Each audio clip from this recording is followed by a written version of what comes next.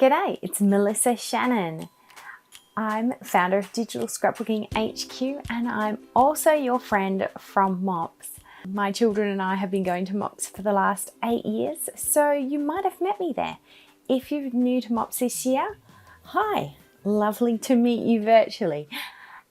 Today Emma's asked me to talk to you a little bit about how you could spend some time on your phone and feel better for it.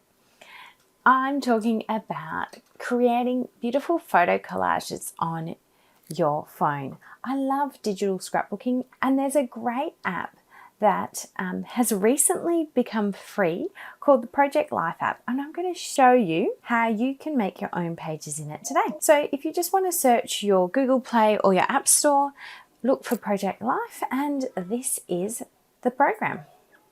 When you first start, it will give you a little bit of a tutorial, and let's walk through it together.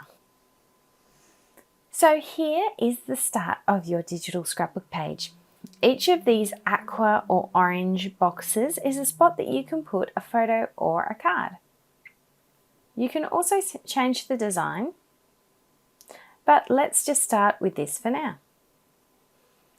Just going to tap on one of these shapes, and then you can see that you have two options: add a photo or add journaling. So I'm just going to add a photo to start with. You can use any of your photo albums. I've already collected up a few photos in a Matthew album that I'm going to be using today. So I like to make scrapbook pages, and sometimes I have a specific theme, but other times they're just fun photos to put together. I can add more than one photo at a time, or I can just click away to get out of the photo selections. You can also tap and hold on a photo or card to move it. I'll show you how that works.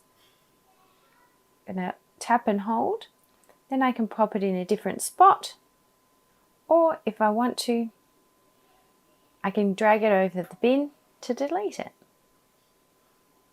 As well as making a photo collage, the beauty of the Project Life app is that it comes with all of these cute cards that you can use to jazz up your pages. Some of them are free, but you can purchase additional kits as well. As you can see here, I've collected a few over the years. I've been using this app for about 6 years now. So every now and then I'll treat myself to a $3 collection of cards. You can preview the cards before you purchase them to see if you think you might like them. But it does come with a couple of free kits, including this strawberry edition one. So I'm going to just start with this. And I'm going to choose this card. And then, as well as just having a decorative card, you can also write on it. So I'm going to click this little pen and paper icon.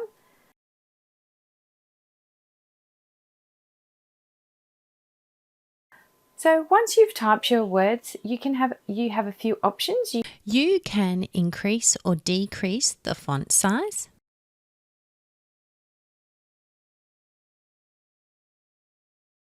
You can change the color of the text. You can change the font. You can change the line spacing, how far apart the lines are. You can change the position of the lines, and you can also change whether it's left aligned or right aligned or justified.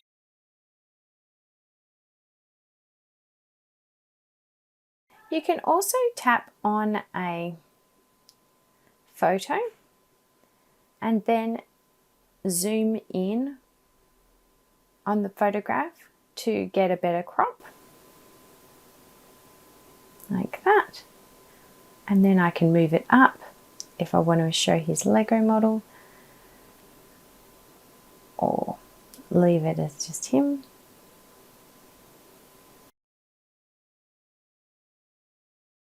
And you can also add different kinds of cards as well. Let's have a look at some of the other choices. These ones are title cards where there's space for just one line of a title really. Then we have journaling cards, which have space for lots of writing. And I will typically use a size 14-point font for that, or 12 sometimes. Then there are first page cards. This was all based off a physical scrapbooking system called Project Life, and so they put together special designs for your first page in your album. So that's what that means. And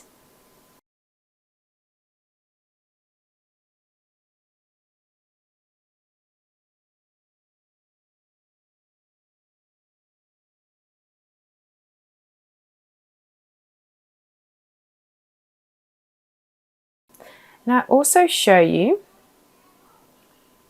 the different options you have for these smaller cards. Some of these are what we call filler cards. That means they're just there for decoration.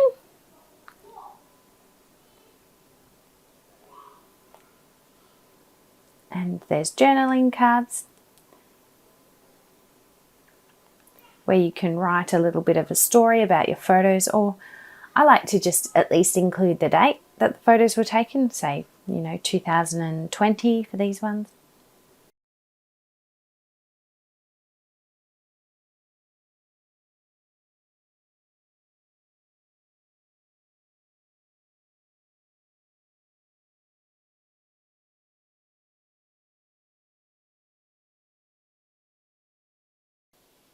And if you make a mistake or change something that you don't want to, there's also an undo button at the bottom left.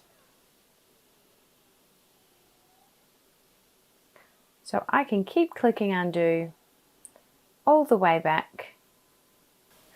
So I have that photo back again.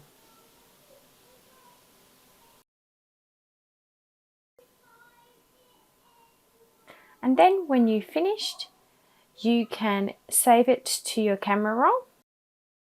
So you can export it at 12 by 12.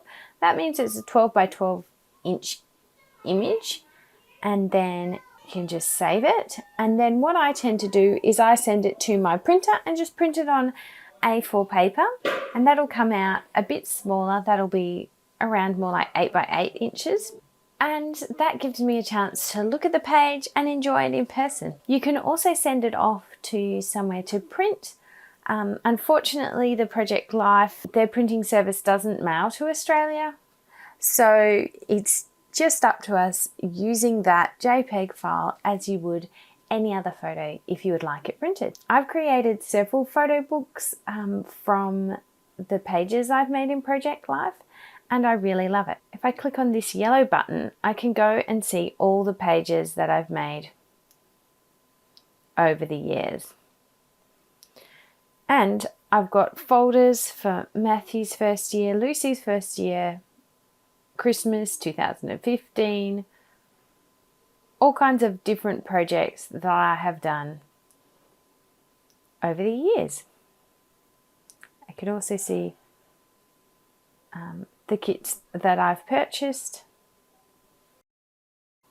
Have a look at one of my favourite kits that one of my online scrapbooking friends actually designed. You can also use the orange button to make a photo collage, which makes more sense if you're printing on 4x6 paper, say if you have a photo printer at home. And then there's green for some help. There's a lot of great video tutorials for doing really fancy stuff in Project Life on YouTube, but I generally keep it to the basics because if I want to do more, I'll go to Photoshop Elements on my computer. Well, I hope this video has been helpful, and I'd love to see the pages that you create with the photos that are on your phone. Thanks for joining me, and if you'd like to learn more about digital scrapbooking or Photoshop Elements, you can head to digitalscrapbookinghq.com.